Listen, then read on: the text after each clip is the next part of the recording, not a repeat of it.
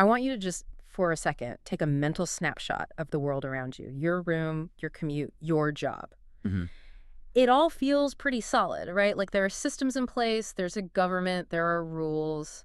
There's a general sense that, we're all playing the same Well, game. that it's safe, fundamentally. Exactly. It feels safe. Now, what if I told you that all of that, Hmm. that feeling of safety, is just an incredibly thin layer of paint over a completely rotten wall?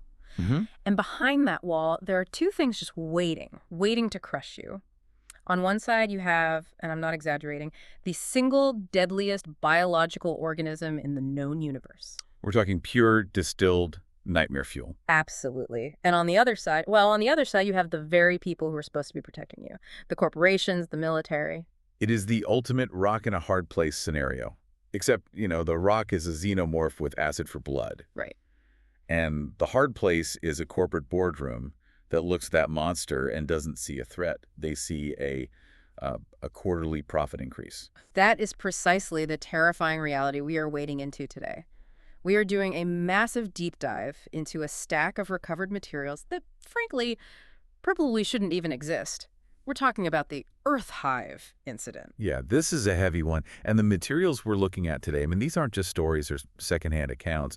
These are the primary sources. These are the recovered logs. What have we got? We have medical records from a mental institution that, honestly, they read like a horror novel. Mm-hmm. We've got classified military communications about a black ops mission that went way, way off the books. And we have some truly chilling corporate memos. I'm talking internal communications from these two massive conglomerates, Bionational and Grant Corps. Well, those are something else. They detail biological weapons research where, Well, let's just say ethics wasn't even in the building, let alone, high on the priority list. and just to add a little apocalyptic flavor to the whole mix, we also have intelligence reports.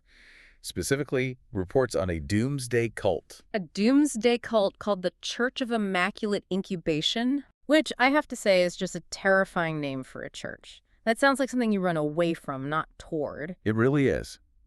But our mission today, our whole goal with this deep dive is to connect these dots.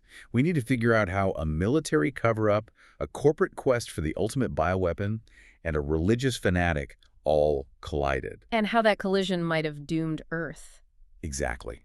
And standing right in the center of this absolute storm, we have two survivors, a Marine named Wilks and a young woman named Billie. So let's start there. Let's unpack this with the survivors. Because when we first pick up this trail in the documents, they're not being celebrated as heroes who survived an alien encounter. They're essentially prisoners. Prisoners of their own trauma, for sure, but also prisoners of the system, of the government. Let's start with Billie. Tell me about her. Billie is. She's such a tragic figure right from the very start. The first documents we have on her are these medical transcripts from a high-security mental institution on Earth.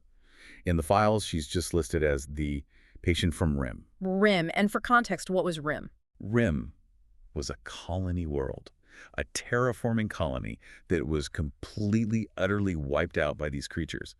And Billie, she was the sole civilian survivor. She was just a kid when it all happened. I can't even begin to imagine that. You're a child, you watch your entire world literally get eaten, and then your reward is to be thrown into a system that tells you you're crazy. That's it in a nutshell.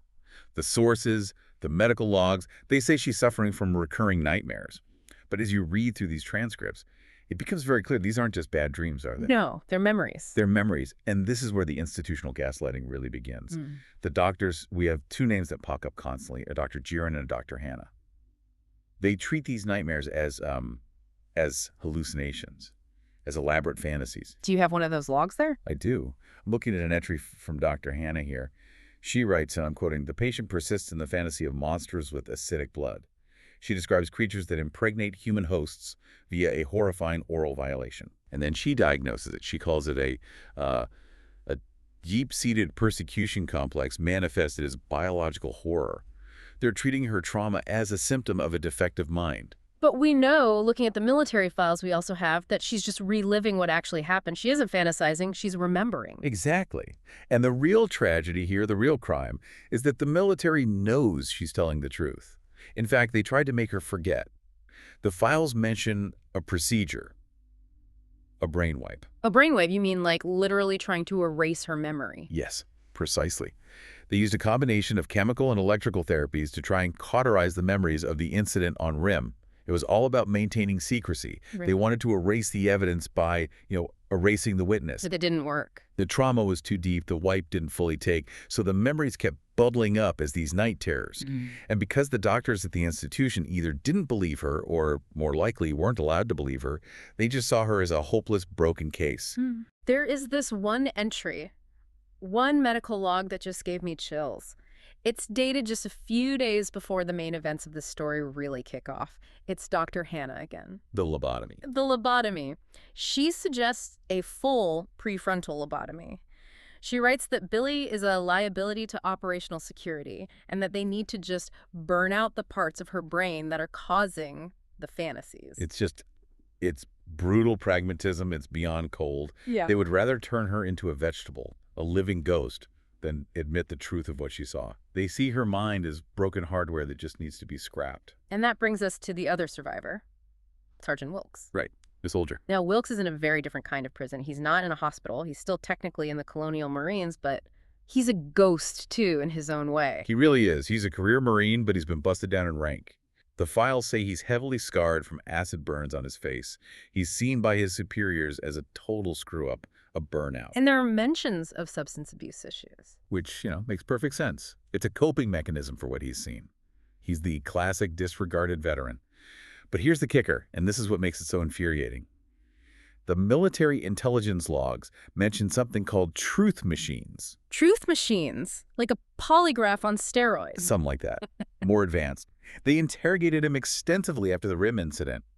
And the machines, they confirmed he was telling the truth. Every word. That's the part that makes you want to scream. They know. They know his story about the aliens is true. They know the colony wasn't destroyed by what's the cover story? A reactor leak or something? That was the official story, yeah. A catastrophic reactor failure. A complete lie. But they buried his testimony anyway, all to protect corporate contracts and military interests. So they just left him out to dry. They destroyed his credibility. They kept him on a short leash, made sure no one would ever believe him, and just let him rot in a dead-end posting. Yeah. But Wilks isn't just sitting around feeling sorry for himself. He's been busy. The logs show he's been hacking into classified files. He's digging. He's looking for something specific, isn't he? He is. He's tracking troop movements, ship requisitions, anything related to the colonial administration and deep space exploration. And this is where the whole plot thickens. He discovers the government isn't just trying to hide the past. They're planning a future mission. A very specific future mission. They're planning to return to the alien homeworld, LV-426, or Acheron, as it was sometimes called. Not to destroy it, I'm guessing? No. Not to nuke it from orbit, which would be the only sane response. Their mission is to capture a specimen. For their bioweapons divisions. You got it. That is just... It's insane. Einstein's definition of insanity, doing the same thing twice and expecting a different result. Going back to the planet that wiped out an entire colony to try and catch one of the monsters that did it, that's not just insane, it's suicidal. It's greed. Pure, unadulterated corporate and military greed. And Wilks sees this. He puts the pieces together. He realizes that if they're going back, the danger is active again. And that's when he realizes what's about to happen to Billie. The lobotomy. He connects the dots. They're cleaning up loose ends before the new mission launches. So we get this incredible breakout sequence, all detailed in the hospital security logs and Wilks's own after-action reports. It really is like a movie moment, but the way the logs describe it, it's so gritty and real. Wilks infiltrates the hospital. He gets to Billie's room. And when he finds her, it's not just a rescue. No, it's a validation. Yeah. For the first time in years, Billie sees someone who knows she isn't crazy. The emotional weight of that reunion, you can feel it even in the dry reports. These two survivors, maybe the only two people in the entire universe who share this specific, horrific trauma, Right. They're validating each other's reality. When he walks into that room, he's not just a soldier. He is living, breathing proof that her mind is still intact. And then they have to get out of there fast. Wilks uses this specialized climbing gear, the files call it spider gear, to rappel with her down the side of the massive hospital building. So intense. But what really struck me about that scene, about his motivation, is that he doesn't just grab her and say, we have to run. He gives her a choice. That is such a key psychological moment. He lays it all out for her. He says, look, you can stay here and let them scramble your brain. You can die a spiritual death. Or you can come with me. Yeah. Go back to the source of the nightmare. Go to the homeworld and face the monsters for real. on your own terms. And she chooses to go. She chooses the actual real monsters over the doctors in white coats. I mean, that says everything you need to know about how bad that hospital was. It says she would rather face a physical death on her feet than a spiritual one on her back. It shows this incredible core of resilience she has. But while they are making this daring escape, there's a whole other layer of darkness moving in the background. The corporate conspiracy. The real villains of the piece. Oh, this part of the documentation just made me so angry. We have these recovered memos from BioNational, and we have to talk about the Dutton incident, because this really sets the stage for how little human life actually matters to these people. This is where we see just how far the corporations will go. The Dutton was a United States Coast Guard cutter. Routine patrol. They get a signal and intercept a derelict ship in orbit around a backwater moon. What do they find? Inside, they find one of the space jockeys. That's the nickname for those massive elephantine alien pilots we've seen in other reports. They find his corpse, chest burst open, and they find a human pilot, also dead, who had been infected. So the Coast Guard crew, they didn't make it, did they? No. The logs are fragmented, but they indicate the crew was slaughtered by the hatchling, the chest burster. But, and here's where the corporate coldness really kicks in, the data from the ship, the flight recorder, the blue box, it was recovered. Recovered by BioNational? BioNational swooped in and grabbed it, and we have transcripts, fragments of conversations between two BioNational executives, only referred to in the files as red and green. And they're discussing this alien organism, and they aren't scared. They're not horrified. Not in the slightest. They are seeing dollar signs. They refer to it, explicitly, as a patentable life form. A patentable life form. They state in one memo that it's a biological weapon worth untold billions. They don't care about the danger. They care about the monopoly. The whole reason they're so invested is they want to prevent the government from getting its own specimen so BioNational can corner the market on weaponized xenomorphs. They're talking about the ultimate predator like it's a new kind of microchip. Or a new pharmaceutical. It's just product. Yeah. And to really illustrate just how evil this mindset is, we have to talk about the Lowski case. This was, for me, the hardest part of the source material to get through, the medical logs of a man named James T. Lowski. Lowski was a pilot. He was on a salvage mission, got infected by a facehugger. BioNational rescued him and brought him to a secure medical facility in Lima, Peru. And they had doctors there. We have names right. Dr. Dreer and Dr. Rain. Yes. And these doctors, they knew he had a parasite growing inside of him. They studied it, monitored its growth. But they didn't try to save him? They didn't try to remove it? No. The logs are very clear. They refused to perform any surgical intervention because the procedure would, and I quote, terminate the specimen. They chose the alien. They chose the potential profit of the alien over the actual life of the human host. We have logs of Lowski in his hospital bed begging for help, complaining of stomach pain, chest agony, asking, what is wrong with me? What did you people let happen to me? And the doctors just watch. They take notes. It's monstrous. The clinical detachment is what's so chilling. Their observation notes just say things like, subject is gestating, vitals are stable despite parasite growth. That's all they care about. And then somehow Lowski finds out. He pieces it together. And he tries to escape. There's this absolutely tragic escape attempt, detailed in the security logs. He breaks out of his room. He's running through the city of Lima in a hospital gown, realizing his horrifying fate. He knows what's inside him, but they recapture him. And they bring him back. They bring him back to the facility just in time for the birth. I can't. The clinical detachment of the doctors watching this man die in agony as the chest burster emerges. It really highlights the central theme here. The aliens are monsters by nature. It's just their biology. It's what they do. But the humans, these doctors, Massey, they are monsters by choice. And speaking of human monsters, we absolutely have to talk about Massey. Massey, the BioNational fixer, the company man. This guy, I mean, the psychological profile on him in the intelligence annex is just, it's a portrait of a complete sociopath. He was deep undercover for years, living a normal suburban life, had a wife, a child. It was all a cover story. A very elaborate one. And when he gets the call from BioNational for this new mission to go to the alien homeworld, He eliminates the loose ends. he kills his own family. The report says he just snapped their necks and walked away because the job required him to disappear and they were a liability. It's done to establish him as a villain Yeah. who is essentially a machine in human skin. There is no line he will not cross. And BioNational places this man on the government ship, the Benedict, as a spy and a saboteur. Okay, so let's recap. We have the government flying off to space to try and catch a bug. Mm-hmm. We have bionationals sending a literal psychopath to stop them from succeeding. But while everyone is looking up at the stars, the real threat is actually already on Earth. This is the twist. This brings us to the Church of Immaculate Incubation. You just can't make this stuff up. The intelligence reports are focused on this one man, Salvaje. Right, Salvaje, he's a wealthy heir, inherited a fortune, and just went completely off the deep end. He comes to believe that the alien organism is the true Messiah. A messiah? How do you get from acid-blooded killing machine to savior? He starts hijacking television networks. We have transcripts of his broadcasts. He preaches that humanity is corrupt, soft, and decadent, and that the alien is pure, hard, a perfect organism. He says communion with it is the only true salvation. And by communion, he means? Being impregnated. Yeah. Being used as a host. He Yeah. preaches that this is a holy act. It sounds like absolute madness, but Yeah. he gets followers, a lot of them. He does. He taps into this deep, dark vein of nihilism and self-loathing in society, and this all culminates in the raid on Lima. Which brings us back to Bionational. They had that secret lab in Lima, Peru, the same one where Lavsky died. And the Lazowski specimen, Yeah. the one that burst out of the poor pilot. It didn't just stay a drone, did it? No, and this is a terrifying biological detail that's revealed in the Bionational logs.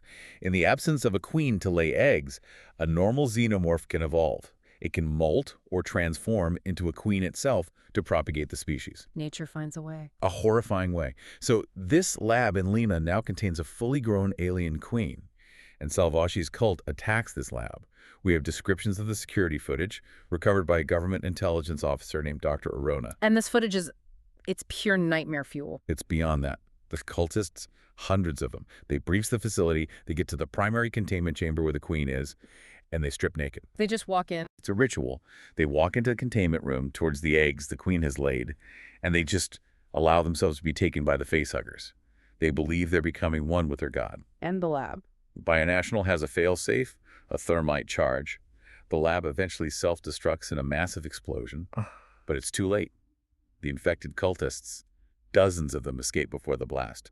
They just melt back into the city. And this is what leads Dr. Arona, the intelligence analyst, to what he calls the hamster theory. Right. And it's a chillingly simple piece of math. Arona realizes that these infected cultists have now scattered across the globe. The alien organism has absolutely no natural predators on Earth. Nothing to keep it in check. Nothing. So, like hamsters or any invasive species, Yeah. if you let them breed unchecked, the population explosion is exponential. 1 becomes 2, 2 becomes 4, 4 becomes 16. Exactly. Arona does the math and realizes that while the military is flying off to space on this fool's errand to find a weapon, the apocalypse has already started, quietly, in Peru. Yeah. It sets this terrifying ticking clock for Earth that none of our main characters in space even know about yet. So speaking of space, let's jump to the ship. The Benedict. Wilks and Billie have managed to get on board, but it is not a happy ship. Not at all. The commander is a Colonel Stevens, and the source files are not kind to him. He's described as a desk jockey. He's got zero combat experience. He's all about protocol and paperwork. And he's worried about the cargo. He's obsessed with preserving the specimens, to the point where he actually tries to ban the use of plasma weapons. Wait, he bans the only weapon that can effectively kill these things without splashing acid everywhere. Yes, because he wants to bring them back alive and intact. He sees them as valuable cargo, not as an existential threat. He's thinking about his performance review, not about the survival of his crew. And Wilks and Billie are stowaways, basically. Wilks smuggles Billie on board. When she's eventually discovered, Wilks, who knows Stevens, cut corners on his pre-flight inspections, basically blackmails the colonel into letting her stay to cover his own negligence. So the whole command structure is corrupt from the start. And then Massey makes his move. The bionational assassin. He's on the ship, but he's not alone. He's a secret crew, a unit of androids. But these aren't your standard helpful service bots. Yeah. They're military-grade models called expendables. And what's different about them? Critically, their programming has been modified. They can ignore the first law of robotics. That's the Asimov law, right? A robot cannot harm a human being or, through inaction, allow a human being to come to harm. Exactly. These androids can and do kill humans. As soon as the Benedict reaches orbit around the alien homeworld, Massey and his androids hijack the ship. His plan is incredibly cruel, even for him. He intends to use the Colonial Marines Wilks unit as live bait. He wants to drop them onto the planet's surface to flush out the aliens, to get them moving. So his sensors can record data on how they hunt, how they fight, their tactics. And then what happens to the Marines? Then he plans to just leave them there to die. It's purely for data collection. Bionational wants to know everything about their product before they sell it. And to them, human lives are just part of the overhead cost. It's a snuff film for the board of directors. God. Amidst all of this, all this tension and betrayal and horror, there's this surprising, very human element, a romance starts to develop. It does. Billie meets a Marine on the ship, a corporal named Bueller. He's different. He's completely different from the other roughnecks, cynical Marines. The logs describe him as kind, empathetic. He actually listens to Billie. He protects her. In the brutal, sterile, cold environment of the spaceship, he offers her genuine warmth and empathy. And Billie, who has been abused by doctors and hunted by monsters, he's never really known that. She starts to let her guard down. For the first time, maybe ever, she feels safe with someone. She falls for him. She does, and it's written so beautifully in the logs, this small, fragile thing growing in the middle of a war zone. Of course, the sources do foreshadow what's to come. There are these offhand mentions of new models of synthetics, androids, that are now completely indistinguishable from humans. But you and Billie, you get swept up in the connection they share. You're rooting for them. You want them to make it out of this alive. So they arrive. The Benedict is in orbit. Massey forces the Marines down to the homeworld, and it is not a vacation spot. Far from it. The planet is described as desolate. A gray, rocky, dead world. The gravity is higher than Earth's. The atmosphere is thin. It's breathable, but toxic over the long term. And the architecture? Oh, the architecture. Giant biomechanical structures made of hardened resin and what looks like bone. These are the hives. It is a Jaeger-esque landscape of death. Massey forces the Marines down there, right? He uses his androids in these small ships, AirPods, to herd them like cattle toward one of the hives. But the planet has a surprise for him. The ecosystem isn't completely dead. It's just hostile. As the AirPods fly low, they get attacked by these huge, flying reptilian predators that live on the planet. So it's chaos. Absolute chaos. Pods are crashing, and the Marines, who were initially sent down unarmed because of Colonel Stevens' idiotic orders, they manage to fight their way to the crash sites and salvage weapons. And this turns into a ground war. Wilks takes charge. He's back in his element now. Wilks is a survivor. He rallies the remnants of the squad. They realize Massey has already captured the ship's main crew and thrown them inside the hive, so they decide to assault it. Not just to fight, but to rescue their people. And that rescue attempt, it's just grim. They get inside and they find the crew cocooned to the walls. It's the classic alien horror show. They're stuck to the walls with that resin, alive, with the eggs nearby, just waiting. They haven't been impregnated yet, but the situation deteriorates so fast the aliens start swarming. And the Marines are forced to make these impossible choices. Do you try and cut them free, knowing it will slow you down and get you all killed? Or do you give them a mercy kill? Or just leave them behind? They have to shoot their own shipmates to put them out of their misery. It's a chaotic, bloody retreat.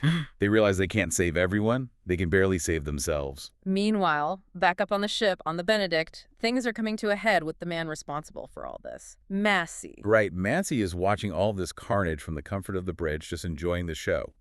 But Wilks and Billie, who were left on the ship, managed to turn the tables on Massey's android guards. And there's a final showdown. There is. On the bridge, Massey captures Billie and starts torturing her again, just showing his complete and utter lack of empathy or humanity. And Wilks intervenes, but in the end, it's Billie who finishes it. It is. She gets her hands on a carbine, and she puts Massey down. It is such a powerful moment for her character arc. She goes from being the helpless victim in the hospital bed to the one pulling the trigger on her tormentor. They regain control of the ship's systems, but there's a huge problem. A very big, very loud problem. It's a failsafe before all this.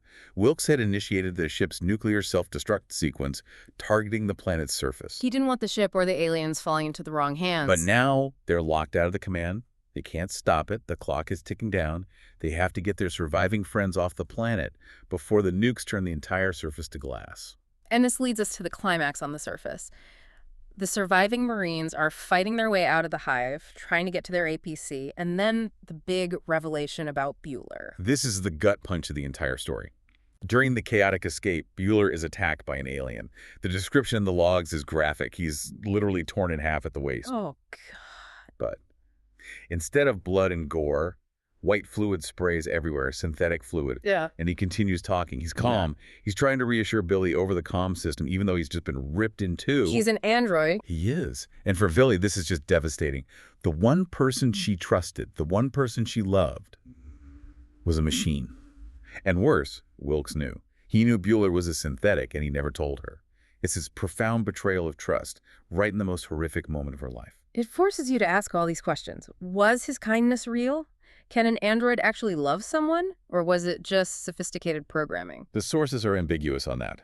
Bueller certainly acted with more humanity than the biological human, Massey. But for Billie, in that moment, all she feels is the deception. It cuts so deep. So the Marines are pinned down. Their APC is surrounded by swarms of aliens. They're almost out of ammo. It really looks like this is the end. And then a giant shows up. The Deus Ex Machina moment. A massive figure in a strange biomechanical suit appears out of the smoke and chaos. This is a space jockey, an engineer, the same species as the dead pilot they found at the very beginning of this whole mess. It just walks out of the hive. It floats, actually.